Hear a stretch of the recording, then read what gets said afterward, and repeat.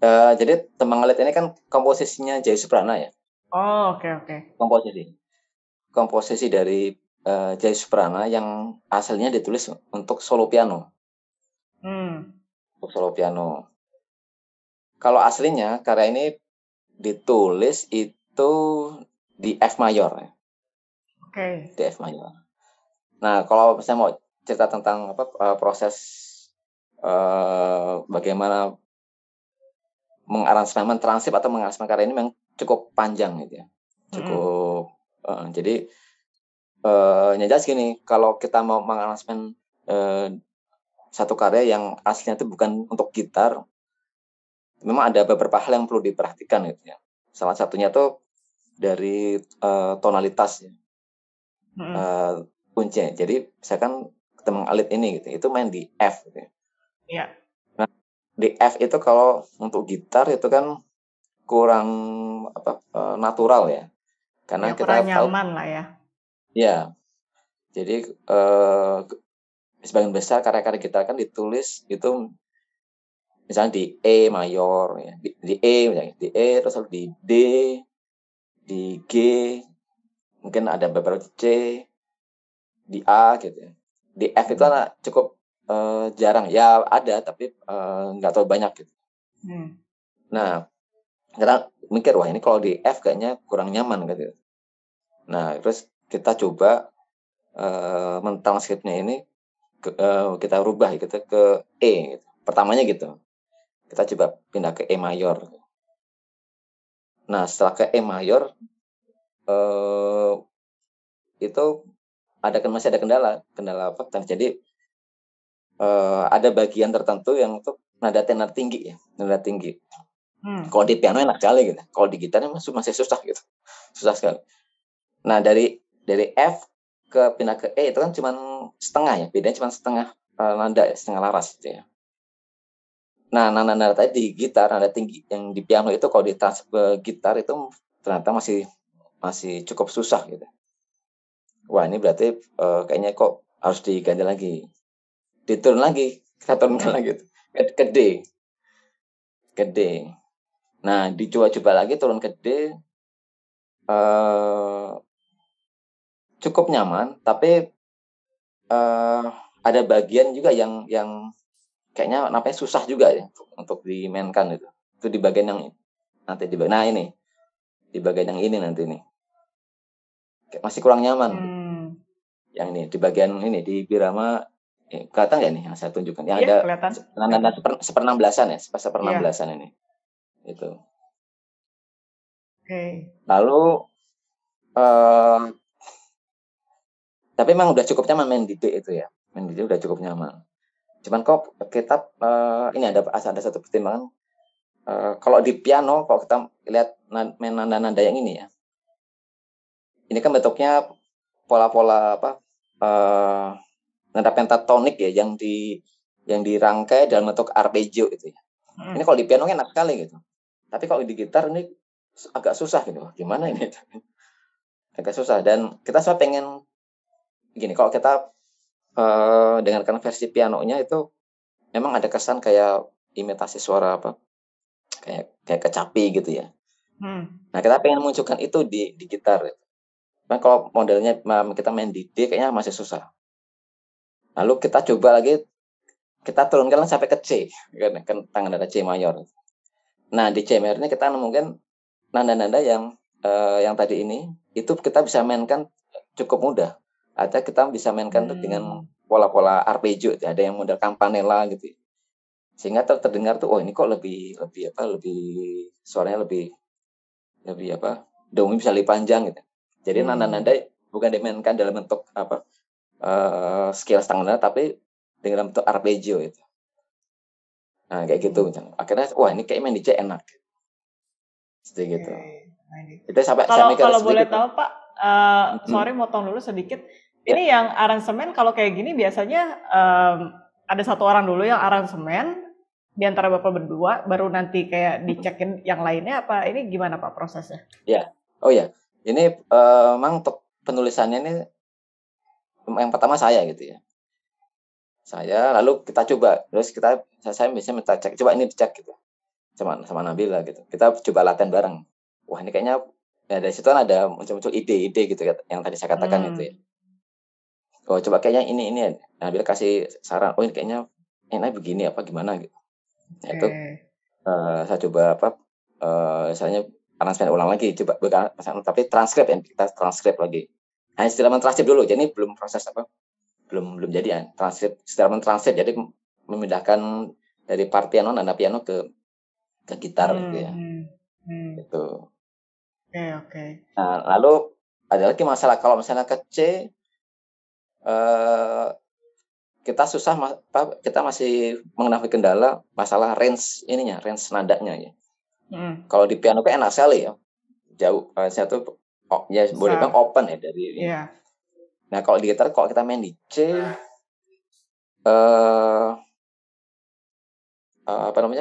range-nya udah makin terbatas itu ya.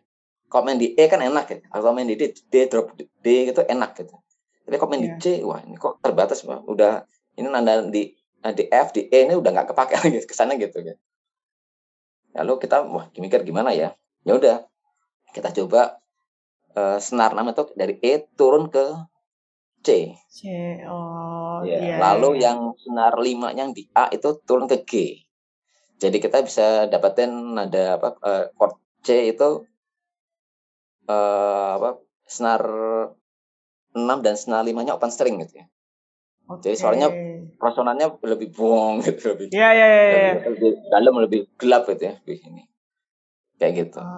Iya ya, kayak main ini Pak, kayak Koyun Baba kan juga ditune semua kan, dirubah semua pakai ambience. Jadi kadang-kadang tuh orang mikir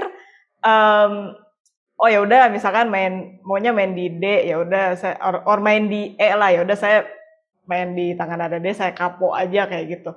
Cuma kadang-kadang tuh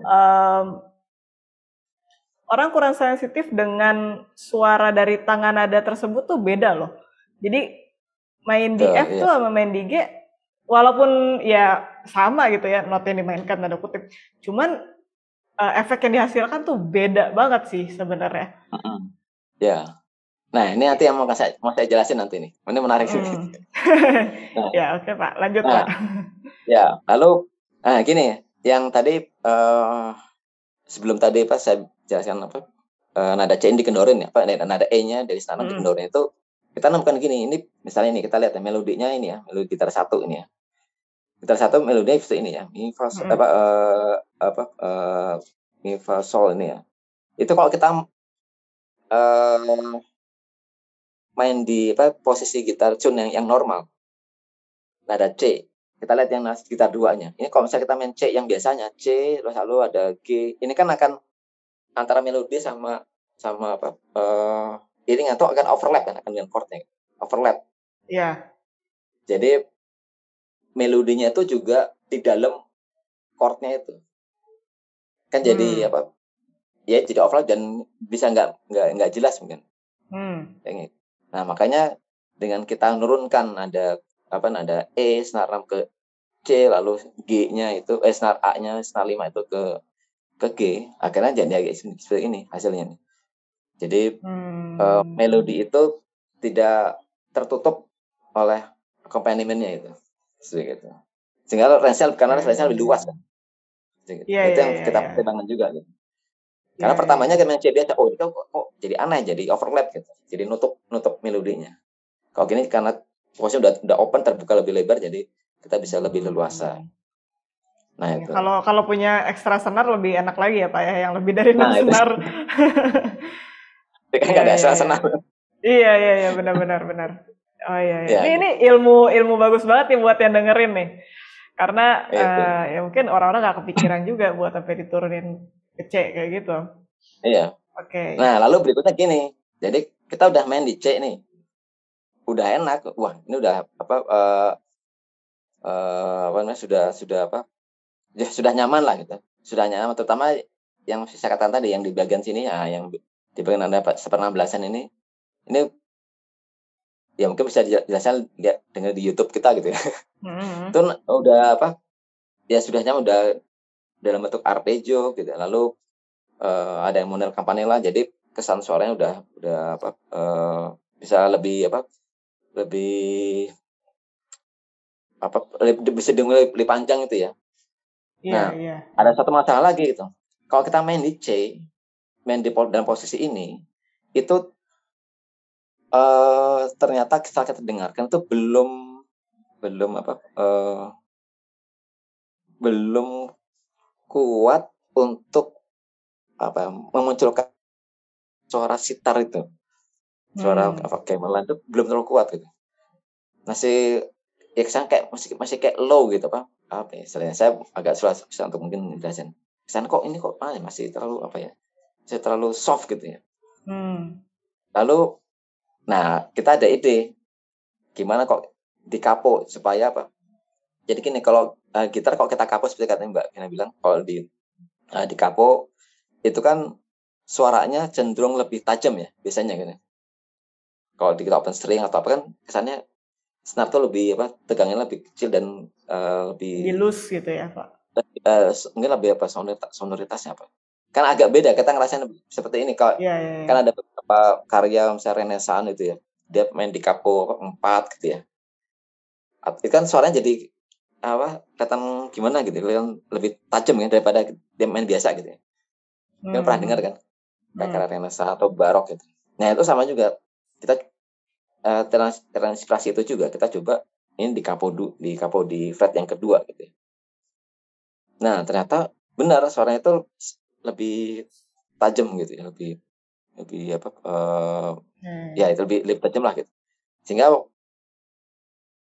kita mainkan bagian-bagian ini, wah iya kok lebih enak, lebih menyerupai ya sebagai imitasi kayak suara sitar itu ya. Sitar. Kalau boleh tanya Pak, tembang alit itu apa ya artinya Pak?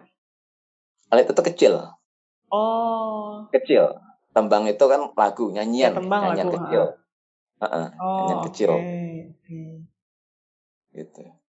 Nah itu berusaha merepresent si title-nya itu ada tempat spesifik nggak Pak? Kenapa? Atau ada cerita nggak sih di balik si tembang alit ini? Cerita secara khusus nggak ada, tapi gini Pak, kalau yang satu dari Pak Jai Suprana, jadi tembang alit ini itu diciptakan Pak Jai Suprana untuk dipersembahkan untuk ini pianis Irafati Sudiarso ya. Mungkin pernah tahu Irafati Sudiarso. Iya. Ya itu dipersembahkan ke pianis tersebut. Itu ditulis tahun 85 itu. Yang saya tahu itu, dan saya pernah tanya ini tembang alit apa cerita tentang apa, yang nggak ada ya, cuman nyanyian kecil aja, nyanyian kecil untuk nyanyian kecil dalam format solo piano gitu. Oke. Nah lalu ini ada lagi yang menarik juga. Ini partiturnya memang masih cukup blank. Karena kalau misalnya dibandingkan dengan yang ada di YouTube kita itu sedikit berbeda dari olahan warna suaranya, harus ada beberapa ornamen yang kita melihat dari partitur aslinya dari piano itu. Ada kayak morden itu, yang ada morden itu di sini belum tertulis, jadi kita nulisnya langsung di partisi kita gitu yang kita latih. Nah misalnya kan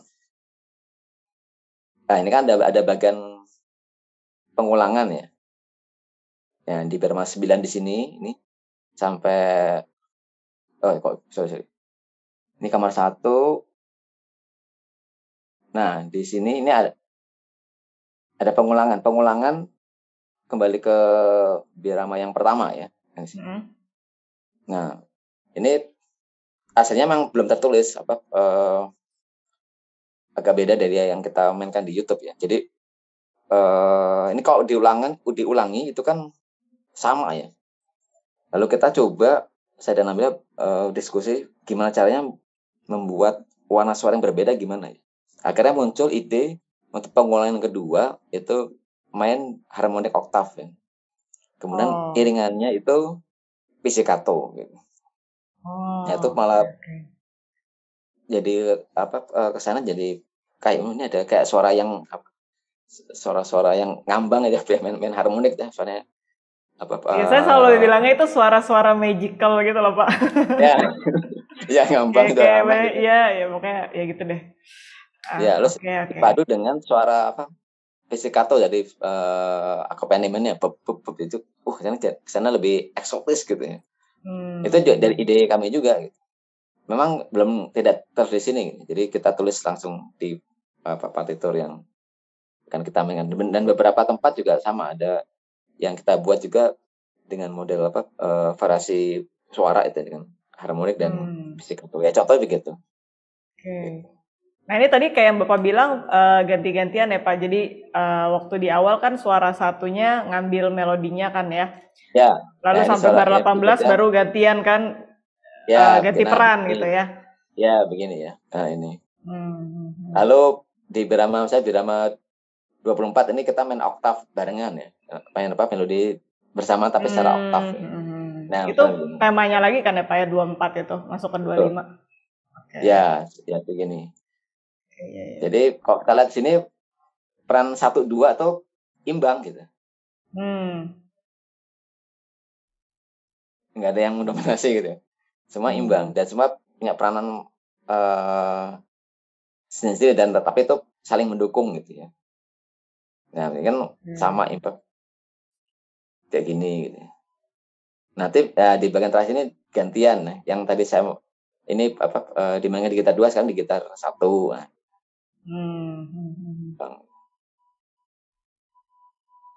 Oke. Ya ini menarik. Kurang lebih seperti ini kurang lebih. Oke. Thank you Pak udah di-share. Ya ada lagi? Ya. Enggak, karena lanjut aja Pak. Saya sih senang dengerinnya. Iya. Dan ini partiturnya masih masih blank ya. Maksudnya belum ada tanda-tanda dinamika dan lain-lain ya. Dinamik, tanda kayak tadi ada harmonik, pizzicato nggak ada, aja masih blank. Ya. Kalau misalkan ada yang nonton nih Pak tertarik buat mainin ini juga secara duo, ini tersedia di internet nggak sih Pak? Atau diperjualbelikan nggak Pak? Belum ya? Sementara iya ada sih, ada. Ya? Kalau diperjualbelikan, saya mesti tanya Nabila dulu, boleh nggak? Oh iya, soalnya kan ya memang kalau diperjualbelikan itu kan juga step yang berbeda lagi ya terhadap copyright atau apalah. Izin-izinnya. Ya, saya minta izin ke Pak Jasprana nih, boleh nggak nih saya jual belikan gitu. Iya, oke. Karena menarik mungkin ya teman-teman bisa belajar juga dari main lagu-lagu duo kayak gini gitu. Apalagi ini kan menarik banget kan, sampai di drop ke C, jarang banget kan main kayak gini. Iya, bisa jadi pelajaran gitu. Nah ini bikin aransemen ini kurang lebih berapa lama Pak? Nah ini sebenarnya ya udah cukup lah, ya nggak terlalu lama sih. Ya 1-2 bulan lah mungkin lah. 1-2 bulanan untuk ngolah ya ya itu mulai dari dari F dan turun ke E ke D akhirnya sampai ke C prosesnya kayak seperti itu. Oke. Nah, tadi kan Bapak bilang di gitar duo ini nggak ada efek pukul-pukul atau mungkin nggak ada efek perkusinya ya. Apakah itu udah kayak keinginan Bapak sama Nabila untuk nggak pakai efek perkusi itu, pengen senatural mungkin, maksudnya lebih ke arah benar-benar gitar klasik, atau emang gimana Pak? Pemikirannya tuh dibalik itu apa? Gini sih, jadi sekarang kayaknya ada satu fenomena kalau main gitar fingerstyle itu gitu harus dengan cara dengan efek perkusi yang kadang-kadang mungkin mukul-mukul bodi gitar itu ya. Kayak gitu ya. Ya kami cuma pengen ya sebenarnya mungkin ya nggak perlu juga gitu ya. Ya kalau sebenarnya sih bisa tanpa efek itu kita mainkan gitar senatural mungkin ya bisa juga. Tapi sebenarnya gini, kalau pakai efek perkusi pukul bodi sebenarnya sih sayang ini bodi gitar kita gitu. Sebetulnya itu gitarnya kok. Gitar tua soalnya ini jadi gawat. Cuma itu. Biasanya nggak masalah, nggak masalah main pukul nggak masalah juga. Iya. Ya sebenarnya Ya efek gitu. perkusi itu juga bisa dimunculkan seolah-olah dengan cara lain sih. Cuma memang kadang-kadang aku kalau Ya. lagi bikin aransemen fingerstyle, apalagi kalau lagunya yang kayak ngebeat seru banget, emang kadang-kadang aku kayak nggak bisa lepas sih dari efek perkusi itu. Jadi Iya. kayak ada yang miss gitu lah. Cuma ya emang agak sayang sih pakai, aduh, gitu. Ganti Iya gitar tuh. dulu gitu. Iya sih. Ya cuma ya, sebenarnya itu sih, aduh ini gitar kalau digebuk-gebukin ya sayang juga gitu. Iya. Kalau kiblat untuk gitar duo ada nggak sih Pak dari Bapak berdua? Ada inspirasi nggak dari Wah, Indonesia mungkin atau dari luar? iya. Nggak ada ya. Kita kok apa istilahnya nggak ada satu apa kelompok ensemble atau apa yang jadi idola atau panutan jadi terinspirasi itu ya enggak juga. Ya enggak ya. Ya Nggak ya? artinya gini, kalau spesifik enggak, tapi kalau sekedar apa konsep ini apa kita kemudian permainan ini ya iya ada gitu ya. Cuman kalau secara spesifik kita apa mengidolakan grup tertentu enggak juga. Intinya yang grup mana aja yang bagus ya ya kita ya suka gitu ya. Intinya Nikmati gitu ya. sih. Hmm, Mm-mm. Oke. Kalau misalkan sekarang ada teman-teman yang dengar masih main solo saat ini dan tertarik untuk main dengan musisi lain, nggak harus gitar ya, bisa aja instrumen lain gitu. Menurut Bapak apa sih kunci yang harus diperhatikan ketika baru pertama kali main dengan musisi lain, Pak? Hmm, kalau saya mungkin ini kembali ke yang tadi mungkin dijelaskan ya. Jadi kesadaran bahwa kelompok ini benar-benar dalam satu tim gitu ya. Itu yang paling utama ya. Jadi ya ini kan dalam konteks apa mau dengan gitar mau dengan violin. Nah, apalagi main duo dengan instrumen yang apa secara volume mungkin lebih keras ya, misalnya kayak dengan violin atau itu kan apa ya berbeda ya dengan gitar. Itu juga harus ini harus apa? Ya pesan satu tim, pesan apa harus tahu peran ya, peran masing-masing bagaimana gitu dan harus saling dukung gitu. Itu menurut saya yang paling utama itu ya. Kesadaran apa satu tim dan berbagi peran itu yang paling penting itu. Oke. Oke Pak, untuk menutup interview hari ini, pertanyaan terakhir, plan kedepannya apa nih Pak? Apakah akan ada konser offline atau masih akan terus berkarya di YouTube dulu? Amin itu kalau ada salah amin. Ya pengennya sih ya apa ya ini sih normatif aja keinginan. Ya pengennya sih tetap terus jalan ya karena kan namanya konsistensi itu lebih sulit ya dipertahankan konsisten. Benar. Kita pengen tetap terus berkarya intinya. Berkarya bisa melalui media yang offline atau yang online gitu ya. Dan ya kami sadar kalau kita juga belum sempurna ya, masih banyak yang perlu dibenahi gitu ya. Dan kita juga pengen jadi grup yang established lah gitu ya. Meskipun itu juga berat ya, apa banyak tantangannya ya tantangan. Gitu. Oke Pak, didoakan semoga sukses, makin sukses Nabila Rahmat Gitar Duonya. Terima kasih juga udah berbagi pelajaran yang penting banget, berharga banget. Tadi juga udah di-share contoh aransemennya, secara teknikal juga udah dibahas yang menurut saya mahal lah ilmu-ilmu yang tadi karena nggak bakal bisa didapetin setiap saat gitu kan. Jadi terima kasih banget udah bisa berbagi di channel ini. Oke Pak, ya, sama-sama. Semoga bisa ketemu lagi di event-event berikutnya. Sukses selalu. Ya. Thank you Pak. Ya, saya juga buat Mbak Tina.